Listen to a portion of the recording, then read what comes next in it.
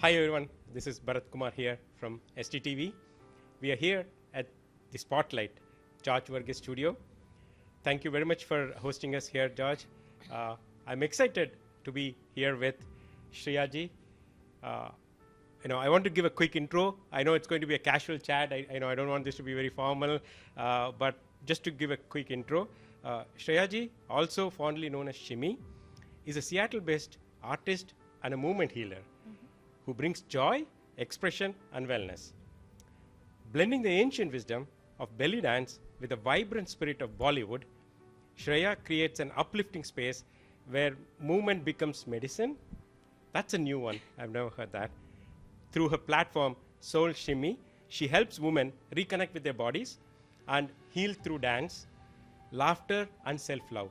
We all talk about self-love being so important, and it's great to hear how you're actually bringing dance as medicine, right? It's very proud to have you here in our show, Shreya ji. Thank you so much. Firstly, we want to really understand something personal about you.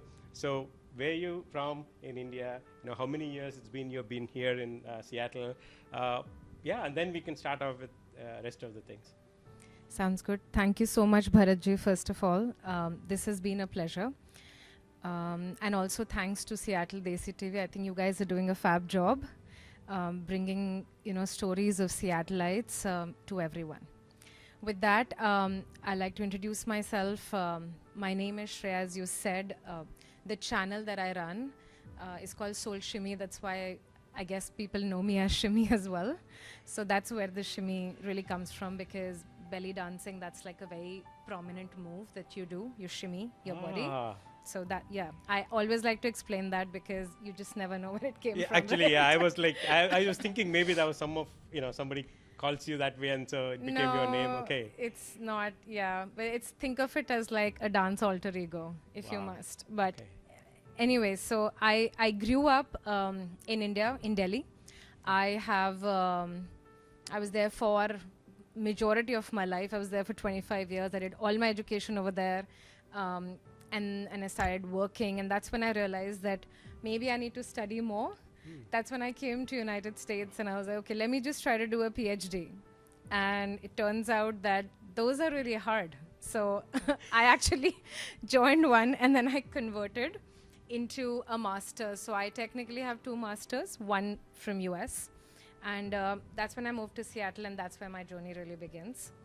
It's only when I came to Seattle, Seattle actually, thankfully, and I think a lot of artists will agree with me, is definitely an artistic hub. Everywhere I look, everyone has a 9 to 5, but also has a 5 to 9. And it's so inspiring, at least to me. It was, I realized people have the time, the bandwidth, the effort, the resources, and even the communal support to do things like that. So that's actually where my love and passion for dance rekindled again, because throughout when I was growing up in India, I have learned Kathak all my life. So I've done undergrad, grad, postgrad, teachers, everything you can think of in Kathak. That was my life. So I was a dancer all my life. But you have to work, right? You have to have a career as well, because you have to support the upkeep, maintenance, and lifestyle. Yeah, a girl has to do that. I mean, that's part of our culture, the way we grow up, right? So this is called a part-time rather than a full-time. But I think things are changing though, right? Things are changing. I do call my corporate my part-time job now. I just hope people from Alaska Airlines are not listening, which is where I work. But actually, what really happened to me, I think, when I came here is that because the community was so active culturally, I started feeling, I started reconnecting back with dance. And that's when I actually joined a couple of organizations here. So Pratidhwani, Live to Dance, a couple of these, Rangila, a lot of these organizations that have brought dance to the community, not just to dancers, but just dance for connecting with the community. Oh, wow. So that's when it really started. But how belly dancing started is a very interesting story. Okay. So COVID happened, and I thought, and I don't know if you thought the same, Bharatji, but I thought we were all going to die. Everybody did, right? Yeah. So that's when I realized that why not do something which I've never been able to do, like maybe physically, socially, mentally. I've had blocks, but now when I know we're all gonna die, let's just go with it. Let's just do it. That's when belly dance actually happened. So I started learning a couple of different dances: cabaret, pole dancing, belly dancing, any and every dance form that I thought was forbidden for an Indian married. Slightly on the heavy side, traditional family, traditional in-laws, sort of midlife human. So it didn't make sense. It broke all the rules, but that's when I thought I should do that. So that's actually how my journey started. That's an amazing and inspiring story. Breaking barriers, right?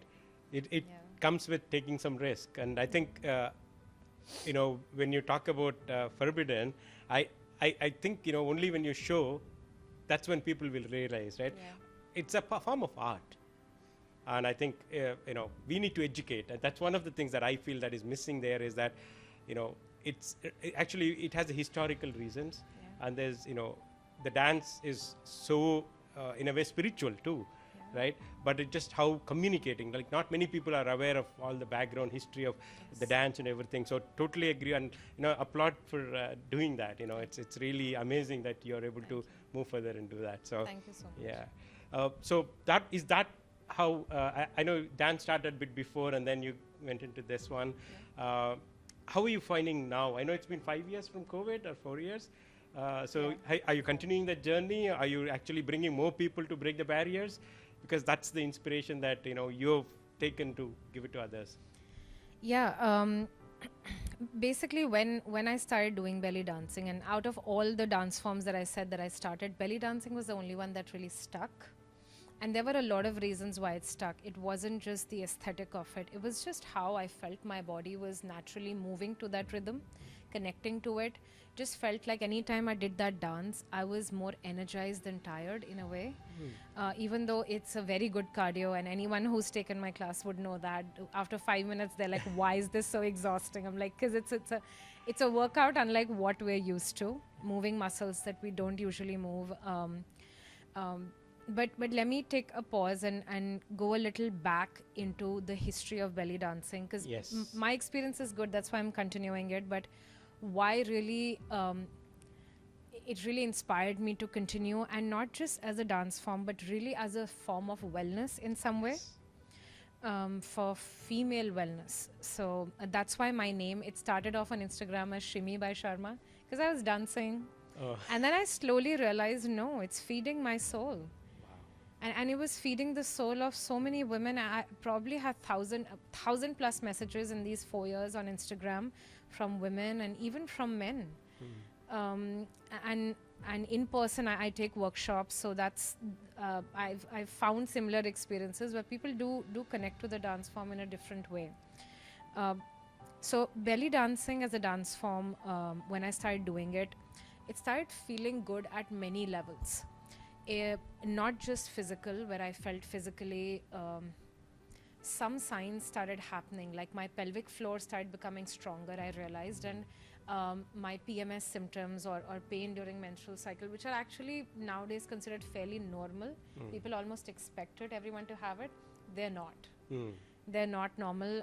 When your pelvic floor is stronger, when your hormonal health is good, when you're honoring your monthly cycle, that's really when you see PMS doesn't even happen, to be honest. And a lot of females I meet, they're like, no, that's a very big claim. But after doing this dance form regularly, and not just that, a lot of other practices around this movement, because this dance form basically brings you closer in a way to your feminine. So you're not just doing that dance as a movement, but there are a lot of other things you start doing just as an extension of it, because you genuinely start caring about your reproductive wellness, something we as women, I also work in the corporate, we completely ignore. I don't think people have kids, they're like, yeah, there's a C-section that will happen, we'll take care. Or only when they start to think of babies, they start to even think about reproductive health. And I think physical health and reproductive health are very different things, especially for females, because the hormonal health or the muscles or all the rituals around that, even how you behave throughout every week of the month, this dance form actually used to cater to it. So originally in Egypt, which is where the origins are so far said, but there are a lot of scriptures that say that it was probably also originated at the same time with the gypsies in India. So but Egypt definitely has given it the acceptance and love. So that's where the dance form comes from. And originally the dance form came from mothers or women teaching females who are coming off the age on how to keep their reproductive health intact by movement, by rituals, by grounding, by a lot of things that at least I know I wasn't taught when I was growing up. Most of my female friends, we were just taught to like excel at exams and, earn a living. But even though we want to ignore, as women, we are built differently. We think differently. Our hormones are different. Our body's needs are different. And they will always be different. And your body will keep reminding you that until you actually look at it, take care of it. And that's what my body was doing. I had PCOS. I had a face filled with a lot of pimples. Like my hormone health was all over the whack. I had bad PMS. It was just my parents were not regular. Like even these things which we think as small things are actually not. They're a big sign. We at least I conveniently have always ignored it until this dance form came in my life. So when I started reading the origins, it really told me that all the benefits that I'm seeing physically are actually supposed to be part of the ancient wisdom, that the Egyptians were onto something. So the most important physical symptom that I felt, or the symptom I felt, has been physical, where I've genuinely seen a huge difference. Apart from that, there are a bunch of other things that it does as well. Like mentally, there is a parasympathetic nervous system that for us, most of us, it's not activated, where we can relax because we're all in like anxiety mode all the time. Yeah, anxiety, go, which is considered so normal, but it's so not. So actually activating that parasympathetic nervous system, where your vagus nerves have to be stimulated, you need to do grounding exercises. Belly dance is a very grounded dance form. So it automatically activates it. Plus, every time I have learned it from I've had the privilege of learning it from multiple teachers now, multiple international and Indian dance teachers. And they've taught me how to breathe through some of those things.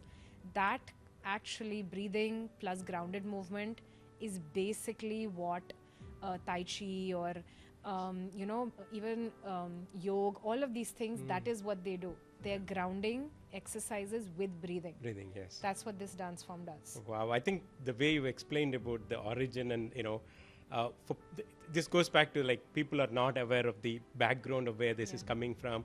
And all the things that you've said, it's about self-care for a woman. And not only for a woman, you said others can benefit from it too. The healing part is phenomenal. Like grounding is something that everybody finds hard to do. And if you kind of know techniques like this, that could make their day a lot more, better. And I think I like the way you said healing through movement.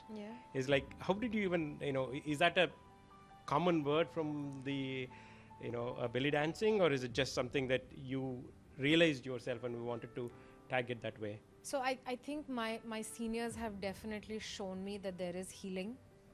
So as belly dance teachers, I've seen a lot of them evolve into a wellness space. And I used to always think, why? It's a dance form, have fun with it and then just go home. But when you actually embrace the dance form, that's when you realize, no, you can't leave it there and go home. It stays with you. It stays with you, and it brings along with that not just the movement wisdom, which is the main thing, where movement is medicine or movement is healing. But when you actually do these practices, your body knows how to heal itself. Simple. It's what every doctor tells. It's what every wellness guru will also tell you. And they're not lying. It does know how to heal itself. You just need to know the right techniques and actually consistently practice them. I think that's where we miss out. Because for me, unless I had a ritual of doing it every single day for 3 months, I really didn't see the benefits like that takes time for your body to grow into it, for your hormones to get regulated based on that. And just I've just felt that when I see people take meds for the things that we know for a fact can be done through wellness in a very easy way, especially if you as a woman can move. Even if you have bad knees, you can belly dance. If you have bad shoulders, we all have wrists which don't work because we're always on the mouse. There's so many back pain.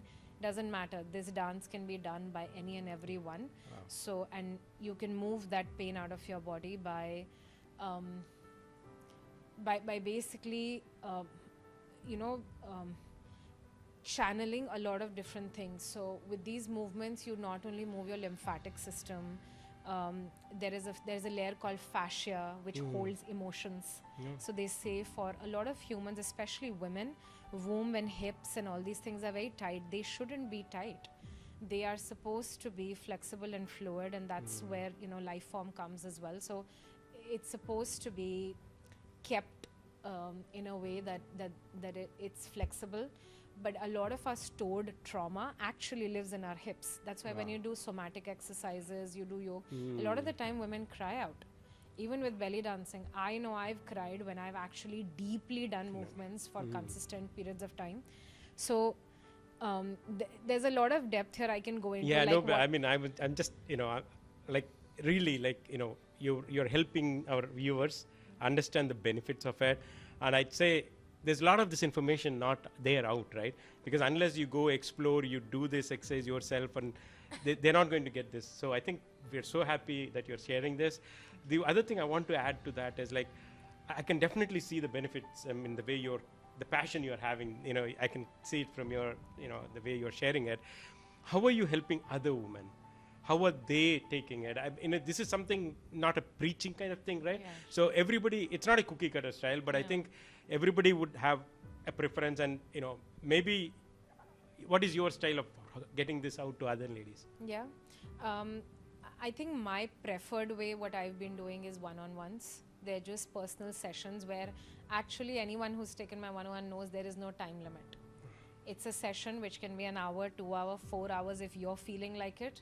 But I really need you to move through your emotions, your body, and we're dancing, so we're having a lot of fun, and that's where like the Bollywood element also kind of comes into play. Everyone finds Bollywood music fun, so instead of doing it on like a flute music and I'm telling you to move, having a fun song just makes it more relatable to people, and it's a very easy way to just start off. So that's why Bollywood comes into the picture. So dancing on it, that's one way. But not only that, even the workouts or the warm-ups that we do in belly dancing are very thought through. They're very somatic based workouts. They're also done for release of emotions. Belly dance in itself obviously does that, so from here to here is where women's hormones all live. So the movement stays there. There aren't any limbs. So feet and hand are basically just kept like that. So they're out of the way. So you're basically moving parts where your body actually holds not just emotions, but hormones. So imagine moving, these parts in like a regulated ancient way, which was actually taught, and letting the emotions loosen up, shake out, the lymphatic fluids, move. There is just muscles getting channelized which were never moved. When I teach that to women, and it's actually been received pretty well, is what I've seen. But it does need to be practiced to really see the results. Actually, more than even the practice, I think the first thing that I don't know whether you experience is, people would be very hesitant to try it, right? Yes. It is just out of their comfort zone. Yes. So how do you kind of break that ice? Oh, it's been hard. So I take workshops, and I actually have one this Sunday. And I try to take one every few months. I don't do it very regularly because, like I said, I like to take the one-on-ones more. So that really does keep me busy. But I think social confidence or social changes that I felt after belly dancing were also tremendous. So we spoke about the mental health benefits with the parasympathetic nervous system. We spoke about PMS, physical symptoms, all of those things that, hormonal health, all of that. There is a third aspect which is social in this dance form as well. And it has two parts to it. One part is that how socially belly dancing is not acceptable, and that brings me to an ancient story as well, where belly dancing was actually done by the women for the women with women. Okay, wow. It was done as a women ritual. How women. So all throughout history, like right now, you'll see women brunching. Yes. They're not. Men don't go and brunch and chit chat, right? Women need that. They need an outlet.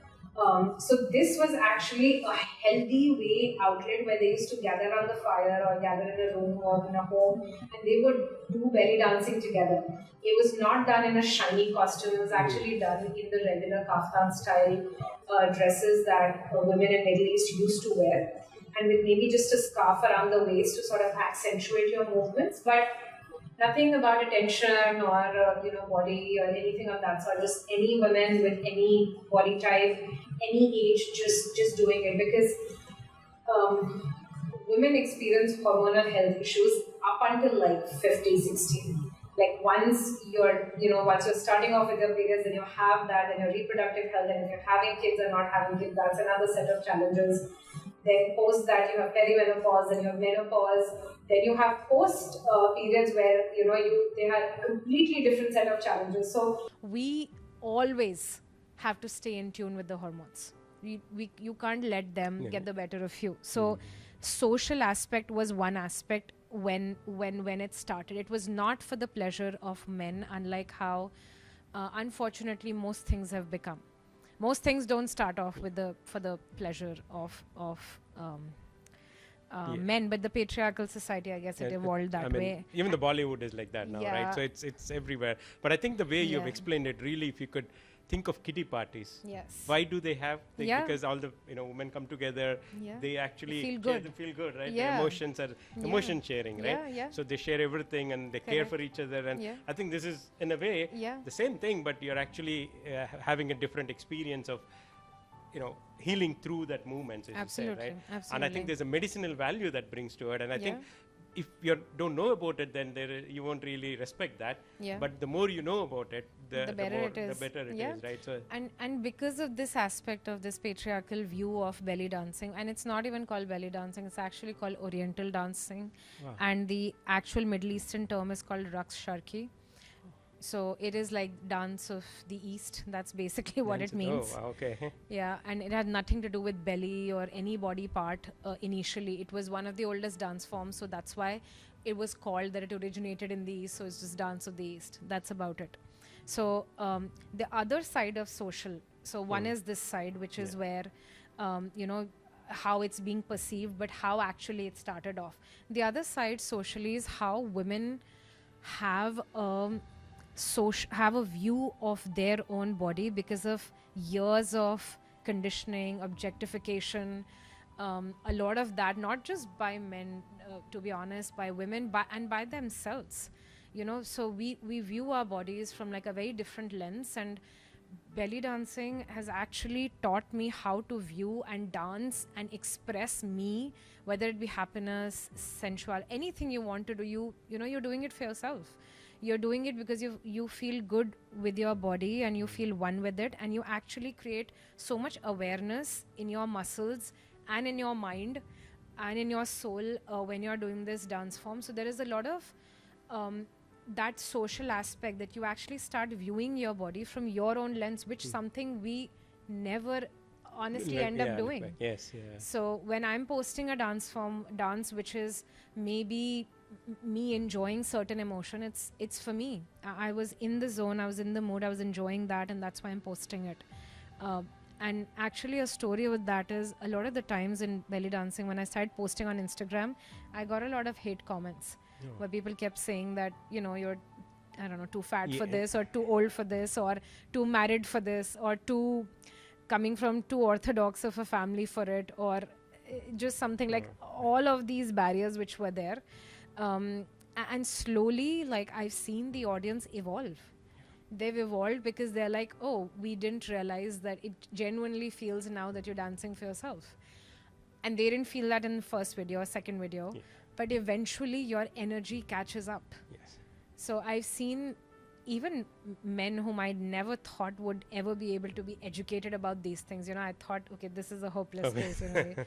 But I've seen growth, a lot of that. So females also recognizing that they can view themselves differently from that social angle. And it just gives you that body confidence. I think self-confidence as well, right? I think, Self-love, self-love and self-care, right? Yeah.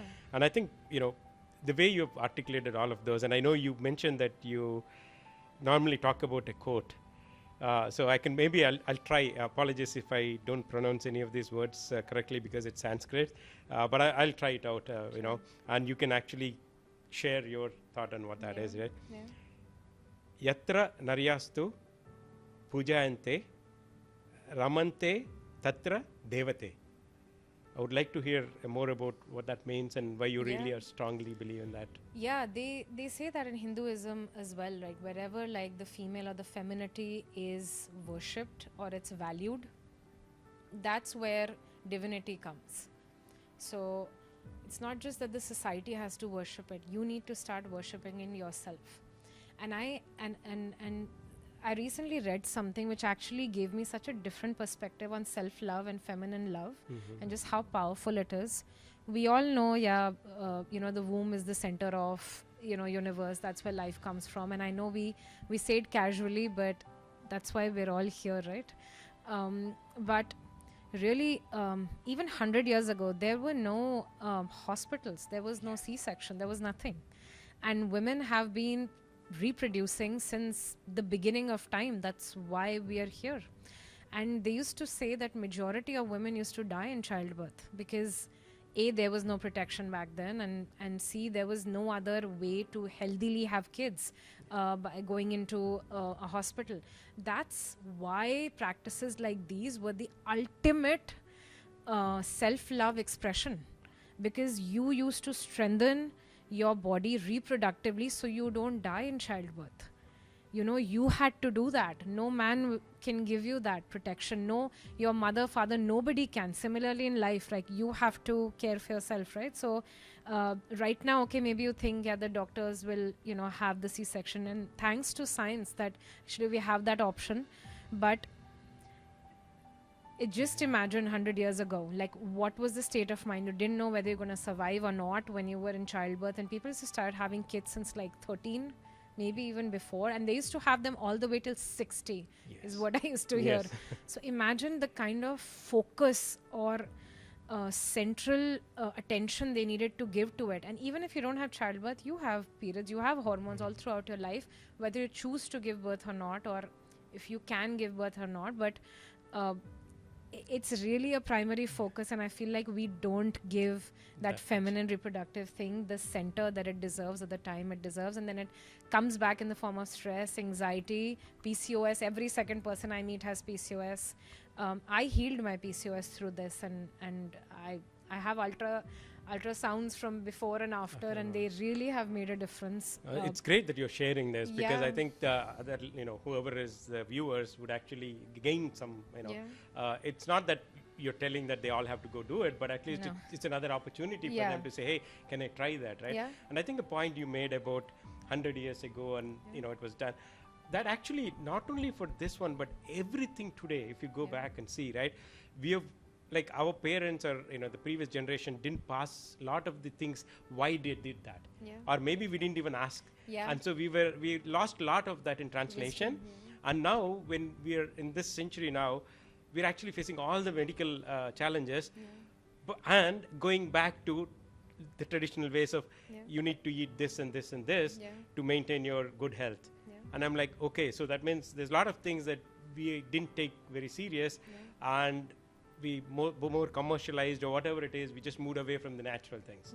And I think to your point, I think if we go back, learn these kind of things which are basic, which actually were built within you, right? You don't need to go somewhere to do this, right? So it's a skill you can develop, and I think if a community can come together, and I think it's great to see that you are actually coming out, sharing these stories and touching on all the very taboo topics that not many would like to talk, right? So we really applaud you from our channel to be able to open up and share something that others can benefit from. I was going to ask what you do for community, but I think this is a big thing that you're already doing for community. Are there other things you are doing? Like, do you mix belly dance with Kathak or any other thing? Have you tried fusions? Yeah, I actually love doing fusions. I realize that's how my body naturally moves, like with 15 years of that training and then now this.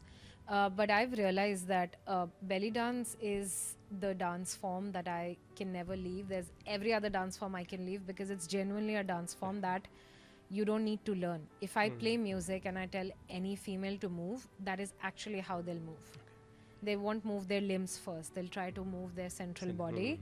So it's so innate, and I think that's why it was called that dance of life as well. Because so for me, yes, fusion is great. I do that. I post that on my Instagram, and but yeah, this is amazing. belly dance is the way to go for wellness for me, for sure. So thank you so much for sharing your journey on the belly dance. I think I would like to maybe just flip a bit and ask about your personal life again, about your husband. And I know you both have another business. Maybe you would like to know more about that. Yeah, so my husband, like I'm an artist. I had to marry an artist. You know, we feel more deeply, etc. So he actually has a really good eye for photojournalistic,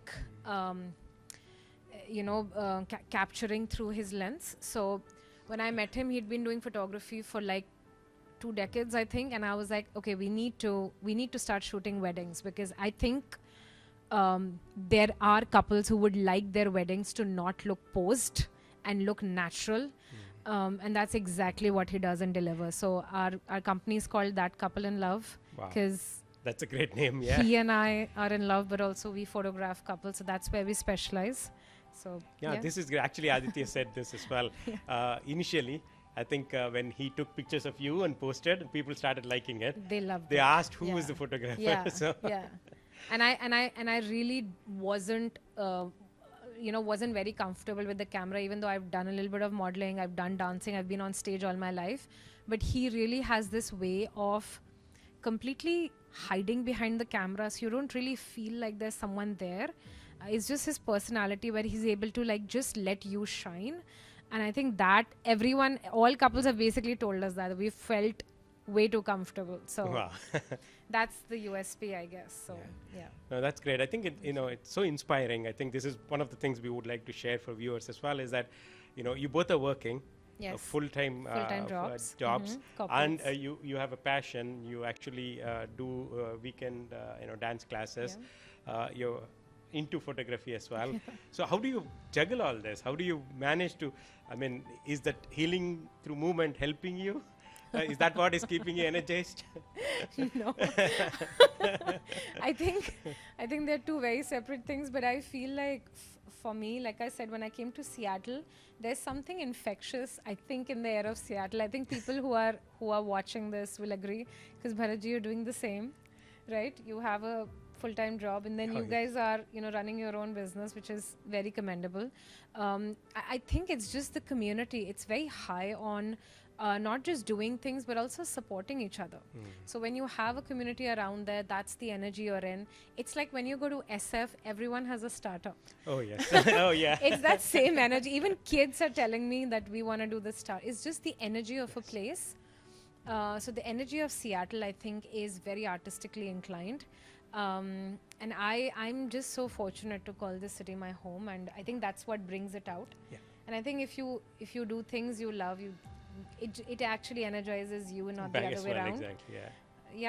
And you give back a lot to the community too, just doing it. And actually, the way you say it, that there's community support here, right? So I just want to even point out George here from the spotlight, the kind of support he gives us, not only for us as an organization, but everywhere. For any community there. So thanks George, and thanks to others who are supporting us. And I know your journey hasn't been easy. It's been challenging. I think you went through a lot, but you just go ahead. You broke the barriers, and you made a difference, and you not only for yourself, but you're actually making different for the community over here. And I think anybody who's interested to actually learn more or even to get in touch with you, how can they reach you? That will be something I would like my audience to know. Yeah, I have an Instagram account called Soul Shimmy. That's going to be the right place to reach out to me. But I also have a website which I don't put up openly, but that also talks about the same thing, talks about my private sessions. There are some courses that I want to launch. Yeah, just whatever way I can reach out to people. And I also feel people have to be ready to receive it. So I'm really not looking to expand it to the masses. It is a niche thing. You'll need it when you need it, and I'm here when you do. Yeah, I think, as you said, I think you do private and also workshops, and I mean, you can't even scale so much that you know. But maybe that could be your full-time job, right? Oh, I would love that. There you go. You know, so I was going to ask, what is your future plan? But there it is. Yeah, there. Okay. But honestly, like I don't mind doing corporates because I feel like just take the pressure off. Now, whatever I do in Soul Shimmy, it's not very money profit oriented. So I'm genuinely, even in that couple in love, like just because we have full-time jobs, it gives us the ability to really look at it from a passion perspective and not a job. So it really keeps us honest in that way. Yeah, I know. I was talking to your husband as well. Yeah. He was kind of saying you get to choose, right? Get so to that's the choose. difference, right? It's not a Yes, business it's because not a you business. just really you choose whom you want to go with, Absolutely. and things that work out for you, right? And that's Yeah. like, I mean, that's a big thing. Yeah, yeah. So, Absolutely. so yeah, no, thank you for your time. Really appreciate Thank it. you. And the messages you've shared and the vulnerability with all the information. I'm I have 2 daughters and my wife as well. So I know being with ladies as well, these are very important messages, and we needed leaders who can come up and talk and share these things. So we're very proud that you're able to do it, and we'll be here to support you anytime. So thank you for taking time again. Thank you so much. And any last message for viewers? Like we talked about movement being medicine. I feel like focus on wellness. I think before we jump into complicated artificial things, just listen to your body. It's genuinely always talking to you. So listen to it, and it'll be able to guide you better than anyone. Wow, that's a great message, right? Yeah, we all get carried away with, go through the new medicines, faster things. Yeah, the fast cure, right? Yeah. So, but there are things that are naturally available, and you can actually gain a lot more benefit out of them. So, thank you for that message. Really appreciate it. It was great pleasure talking to you, Shimiji. I've learned a lot, I should say that, and I would like to change so many viewers' view about belly dancing there as well. So, thank you for taking the time. And so here it's Bharat signing off until our next Trailblazers at the Spotlight, George Burgess Studio. Thank you all.